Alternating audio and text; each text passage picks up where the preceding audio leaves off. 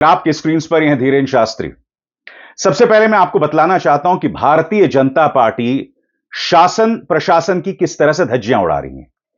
आप देख रहे हैं ये वीडियो, इस वीडियो में प्लेन से उतर रहे हैं। ये एक शासकीय प्लेन है, छत्तीसगढ़ शासन सरकार का प्लेन है। इससे उतर रहे हैं धीरेन्द्र शास्त्री।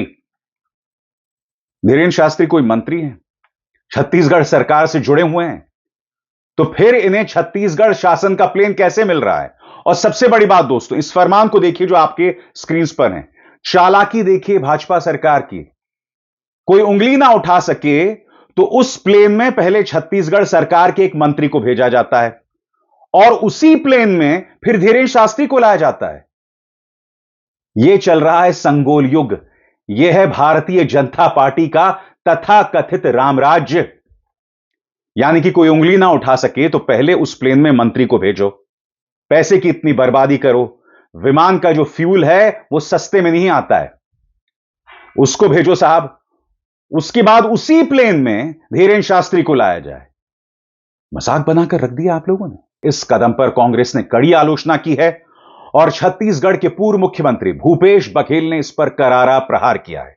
बकौल भूपेश बघेल, धीरेन्द्र शास्त्री भाजपा का एजेंट है और अंधविश्वास करता है। भूपेश बघेल कहते हैं कि मैं धीरेन्द्र शास्त्री को चुनौती देता हूं, वो छत्तीसगढ़ में बड़े बड़े महापुरुष हैं, उनसे बहस करके दिखा दें। अब जाहिर सी बात है धीरेन्द्र शास्त्री के पास कभी तर्क तो होते नहीं हैं, सिवाय इमोशनल अत्याचार के इनको कुछ आता है नहीं। इन्होंने क्या जवाब दिया धीरेन्द्र शास्त्री का, उस पर गौर फरमाएं। वो कहते हैं, यदि हिंदू समाज को एकजुट करना, भक्ति का प्रसार करना और राष्ट्रवाद की भावना जगाना अंधविश्वास है, तो जिन्हें ऐसा लगता है उन्हें इस देश को छोड़ देना चाहिए। छत्तीसगढ़ के पूर्व मुख्यमंत्री भूपेश बघेल ने कहा था कि कथावाचक प्रदीप मिश्रा और धीरेन्द्र शास्त्री अंधविश्वास फैला रहे हैं। देश में हिंदू कभी खतरे में नहीं था। यानी कि आलोचना बर्दाश्त कर नहीं सकता ये ढोंगी नंबर 1 और कह रहा है कि देश छोड़कर चले जाओ।